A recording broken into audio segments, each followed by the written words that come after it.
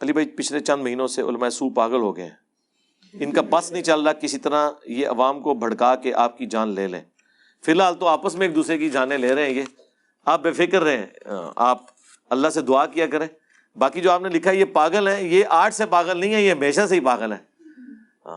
جب آپ ان کے ہاتھ چومتے تھے یہ اس وقت بھی پاگل تھے، لیکن آپ اتنے بیوقوف تھے کہ آپ کو پتہ ہی نہیں تھا کہ آپ پاگلوں کے ہاتھ چوم رہے ہیں، اس لیے بے فکر رہیں۔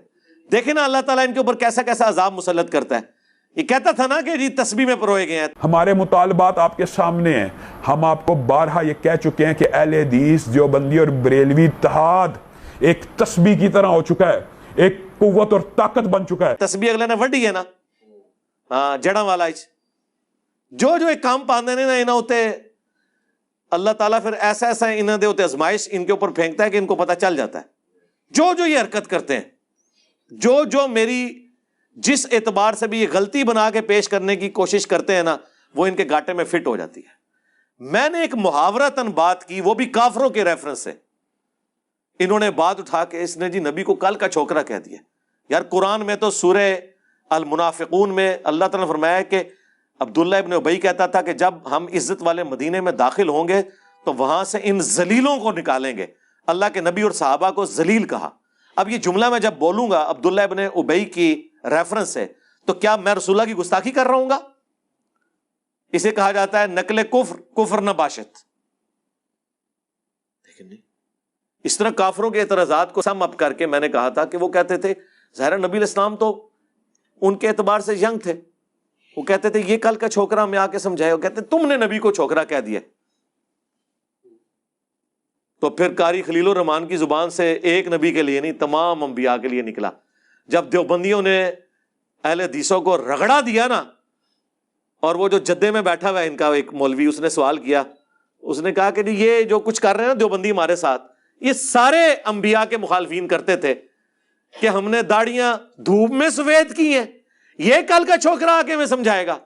دنیا میں آنے والے ہر پیغمبر کے ساتھ اس کی قوم نے جو پہلا اعتراض کیا بنیادی وہ یہی تھا کہ ہمارے باپ دادا پاگل تھے، انہوں نے کیا داڑیاں دھوپ میں سفید کی تھی؟ یا رب، کیا ان کو کچھ پتہ نہیں تھا یہ کل کا چھوکرا آ کر ہمیں یہ سمجھانے لگا ہے دین؟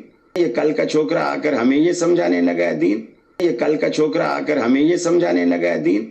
ظاہر ہے وہ شستہ اردو میں اسی طریقے سے چیزوں کو سم اپ کیا جاتا ہے۔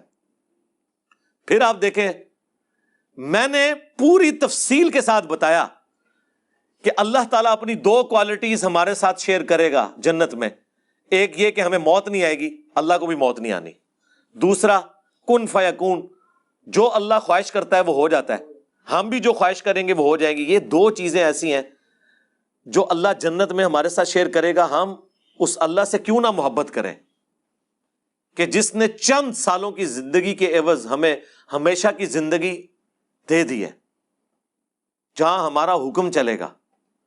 اور اس پہ میں نے ایک ٹرم ڈیوائز کی تھی، منی گاڈ، اور میں نے اس کے ساتھ بولا تھا یہ گاڈ ان معنوں میں نہیں لے رہا کہ وہ جو معبود اور عابد والا معاملہ ہے، یہ مخلوق کے معنوں میں لے رہا ہوں، اس کوالٹی کے پوائنٹ آف ویو سے۔ اس کو انہوں نے پکڑ لیا، حالانکہ اردو میں یہ بولا جاتا ہے نا خدا، آپ نے سنا نا خدا، یہ فارسی سے اردو میں آیا۔ فارسی میں جو کشتی کا ملاح ہے نا اسے کہا جاتا ہے نا خدا۔ یہ دو الفاظ جمع ہو کے بنا ہے، ناؤ خدا، ناؤ کہتے ہیں کشتی کو، خدا کہتے ہیں اس کے چلانے والے کو۔ تو یہ پھر اس کا ایک مختصر لفظ بن گیا نا خدا، جس طرح منگول تھا، عربی چونکہ گاف نہیں بولتے، وہ مغول کہتے تھے، وہ کرتا کرتے مغل بن گیا، ہم مغل ہیں، منگولوں کی اولاد ہے۔ لفظ تھا منگول، مغول ہوا، پھر مغل بن گیا۔ عبد القادر جیلانی بولا جاتا ہے عربی میں، لفظ ہے گیلانی، چونکہ عربی میں گاف نہیں ہوتی اس لیے انہوں نے جیم لگا لی، ٹھیک ہے۔ پاکستان کو باکستان، کیونکہ پے نہیں ہوتی۔ یہاں پہ بھی ناؤ خدا مختصر کر کے بن گیا نا خدا۔ ادھر کبھی کسی نے نہیں کہا کہ آپ کشتی کے ملاح کو خدا کہہ رہے ہیں، گویا کہ اس کی عبادت ہوتی ہے، نہ، سب کو پتا تھا یہ خدا ان معنوں میں نہیں ہے۔ جس طرح اللہ اس کائنات کا نظام چلا رہا ہے وہ اس کشتی کو چلا رہا ہے. اور میں تو ساتھ کہہ رہا ہوں خالق اور مخلوق کا فرق بار بار ریپیٹ کر رہا ہوں. اس سے بڑھ کر ان کے سارے صوفیاء دیوبندیوں اور بریلویوں کے بابوں نے، جن میں سے بعض کی تعریف وہابی اہل حدیث بھی کرتے ہیں، وحدت الوجود کا عقیدہ جب بیان کیا اور ان کے اوپر اعتراض شروع ہوا تو انہوں نے کہا نہیں وحدت الوجود کا آپ مطلب غلط سمجھیں. بھی جب مطلب سیدھا سیدھا ہے وحدت الوجود، کائنات میں وجود ایک ہے، باقی اور کوئی وجود نہیں، یعنی ہم بھی جو کچھ ہیں یہ بھی اللہ کے وجود کا حصہ ہے، نعوذ باللہ. تو انہوں نے کہا نہیں آپ صوفیاء کے اوپر خام خواہ الزام لگا رہے ہیں. وحدت الوجود کا مطلب یہ ہے کہ یہ پوری کائنات ایک وجود کی وجہ سے قائم ہے، اس کائنات کا چلانے والا ایک وجود ہے. حالانکہ یہ اپنے بزرگوں کی غلطیوں پہ غلط پردہ ڈال رہے ہیں. ان کا یہ موقف نہیں ہے. وہ کہتے ہیں باقی سب کی سب چیزیں ایلوژن ہیں جو آپ کو نظر آ رہی ہیں، وجود ایک ہی ہے. جو پینتھیزم کا عقیدہ ہے، ہماؤس کا، جو ہندوؤں کے اندر بھی ہے.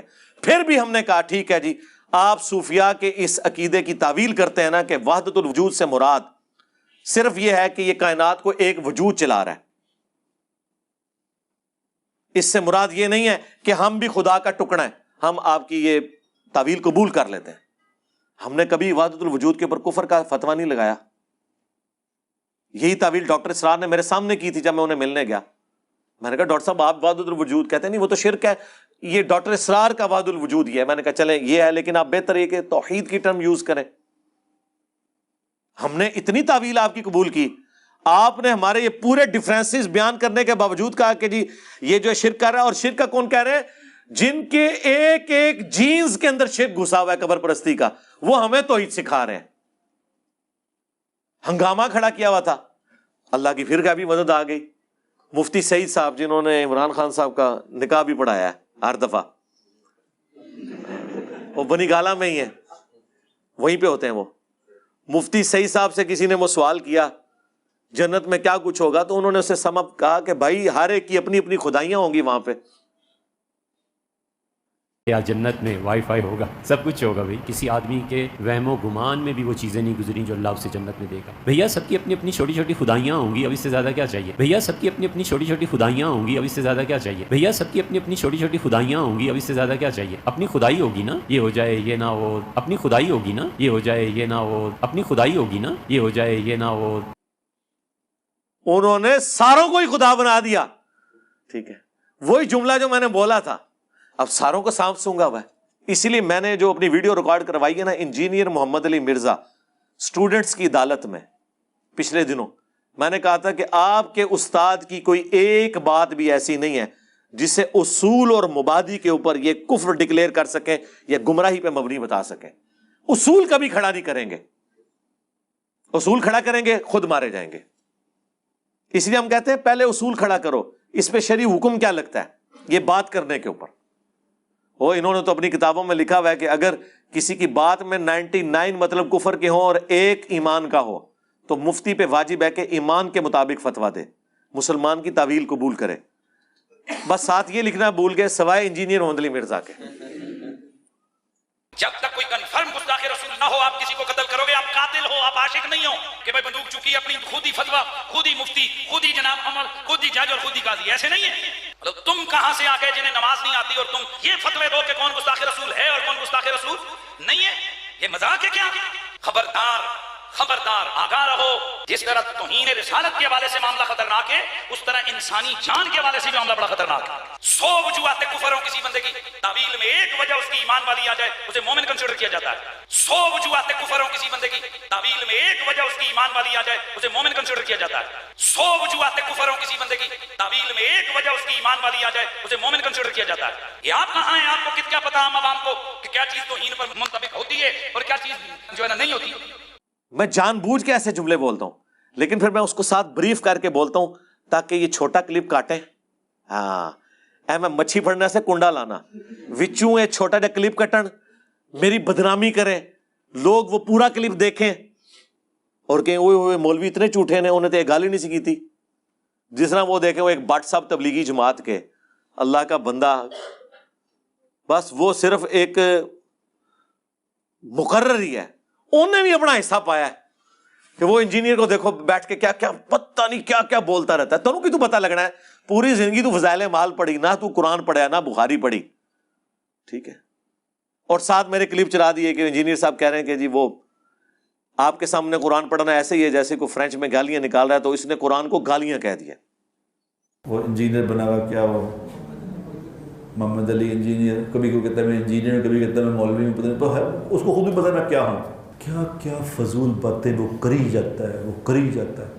آپ کے سامنے قرآن اسی طریقے سے پڑھا جا رہا ہے کہ جیسے کوئی آپ کے سامنے فرینچ زبان کے اندر آ کے آپ کو گالیاں نکالنا شروع کر دے. اور لوگ تو چونکہ بیچارے لوگوں کو تو دین کا پتہ نہیں، لوگ تو صحیح سمجھ رہے ہوتے ہیں کہ جی یہ صحیح فرما رہے ہیں، اتنا مشہور آدمی صحیح باتیں کر، اور کتنی فضول باتیں وہ کرتا ہے دین کے معاملے میں جس کی کوئی حد نہیں. یار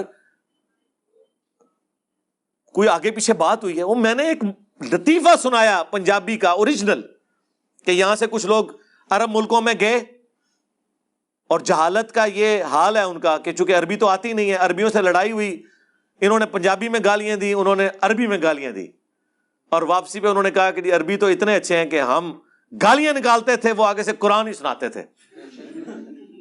ہم جس کو عربی نہیں آتی انہیں تھے کوئی بھی بات ہو رہی ہے. یہ میں نے لطیفہ سنانے کے بعد کہا کہ آپ کا بھی یار یہی حال ہے، یہاں پہ آ کے قرآن کوئی ترجمے سے سنائے تو تب ہی آپ کو پتہ چلے گا، ادروائز ایک عربی پڑھ رہا ہے یا کوئی گالی نکال رہا ہے فرینچ زبان میں، آپ کے لیے تو برابر ہے. اب مجھے بتائیں اس جملے کا، اس پورے واقعے کا خالی وہ کلپ میں سے ایک حصہ کاٹ کے یہ کس کے ساتھ ظلم کر رہے ہیں؟ میرے ساتھ نہیں کر رہے سرکار، آپ تو بری طور پہ ناکام ہو چکے ہیں. یہ سب کچھ کرنے کے بعد فائدہ مجھے ہی ہوا ہے اللہ کے فضل سے، آپ کو نقصان ہوا ہے. بلکہ میں نے آپ کو بتایا یوٹیوب کے اوپر ویڈیوز رکھی ہوئی ہیں، بنگلہ دیش میں باقاعدہ انہوں نے سوشل ایکسپیریمنٹ کیا. بعض لوگ دکانوں کے باہر، اسکول کی دیواروں، سرکاری عمارتوں کے باہر، مرد حضرات کو یہ بیماری ہے نا، جہاں بھی دیکھا تھوڑا سا یعنی ویرانہ ہے تو پیشاب کر لیا. بڑے تنگ تھے وہاں کے لوگ. پھر ان کو کسی نے مشورہ دیا، انہوں نے پتہ کیا کیا، قرآن کے رسم الخط میں نا عربی میں وہاں دیوار پہ لکھ کے لگا دیا یہاں پیشاب کرنا منع ہے. لکھا یہ ہوا ہے، عام آدمی سمجھ رہا ہے قرآن کی آیت لکھی ہوئی ہے. اور پھر انہوں نے کیمرے فٹ کیے ہیں کہ کوئی بندہ آ کے وہ بیٹھنے لگتا ہے، ساتھ پڑھتا ہے نا، سائڈ پہ ہو جاتا ہے، اور کئی تو ایسے چوم کے بھی جا رہے ہیں اسے، ہاں پیشاب کو چوم کے جا رہے ہیں ایسے، ہاں جو عربی میں لکھا ہے پیشاب کرنا منع ہے. یہ ویڈیوز رکھی ہوئی ہیں بنگلہ دیش کی. یہ انہوں نے ایک مدنی ٹیکنیک یوز کی ہے. خدا کے لیے بات کیا ہوتی ہے، کیا بنا دیتے ہیں. تو ٹھیک ہے پھر جناب، تھوڑے نال بھی پھر جو کچھ ہو رہی ہے نا صحیح ہو رہی ہے، ہمیں تو فائدہ ہوا ہے.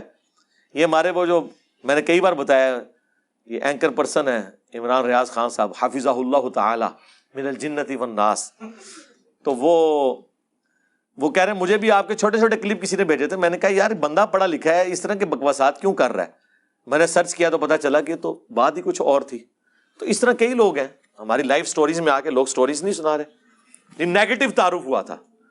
تو اس سے پتا چلا کہ ہمارے تعارف کروانے کی ذمہ داری اللہ تعالیٰ نے کس کے ذمہ لگائی ہوئی ہے؟ دشمنوں کے. اسی تو ہمارا خرچہ نہیں ہو رہا ہے. کہہ رہے کیسے کر رہا ہے؟ بھائی خرچہ سارا تسی کر رہے ہو میرے ہوتے، ہم تو ضرورت ہی نہیں کرنے دی.